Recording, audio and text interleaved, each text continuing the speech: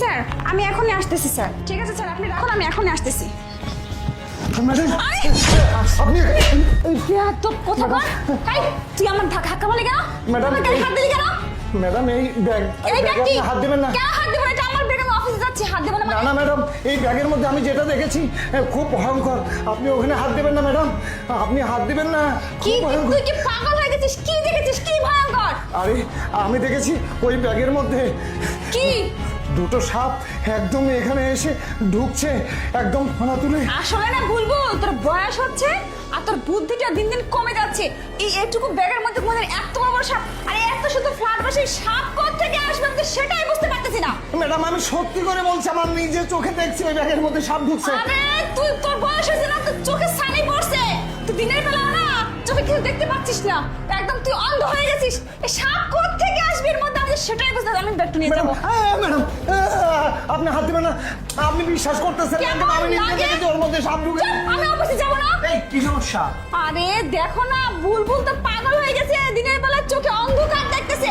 ওর বয়স হয়েছে না, চোখে কানা কানা হয়ে গেছে। ও বলতেছে এই ব্যাগের মধ্যে নাকি দুটো বড় বড় সাপ আছে। স্যার তুমি পাগল নাকি? হ্যাঁ, ব্যাগের মধ্যে সাপ আসতে করছে কি? স্যার আমি সত্য কথা বলছি, আমি ওখানে কাজ করতেছিলাম, যখন এইদিকে তাকাইছি তখন দেখি যে সাপটা একদম ভিতর থেকে এসে ওই আরে ব্যাগের পাগল, আমাদের এই ফ্ল্যাট বাসার মধ্যে সাপ করতে কাজ, তাও ইয়া মোটা বড় বড় সাপ এইটুকু ব্যাগের মধ্যে কি যায়? প্রিয়া তুমি ব্যাগটা নিয়ে চলে হ্যাঁ যাচ্ছি তো অফিসে যাবো।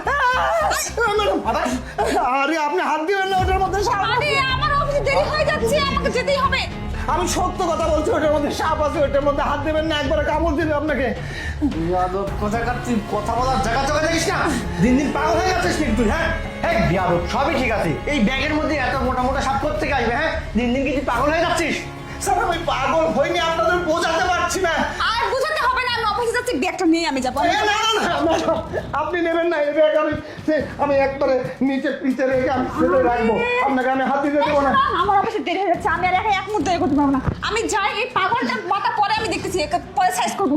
কাজ না করে করে না মাথাটা পুরো গেছে। আমি ঠিক আছে, যাচ্ছি। এই বিয়াদব, যাই এখান থেকে।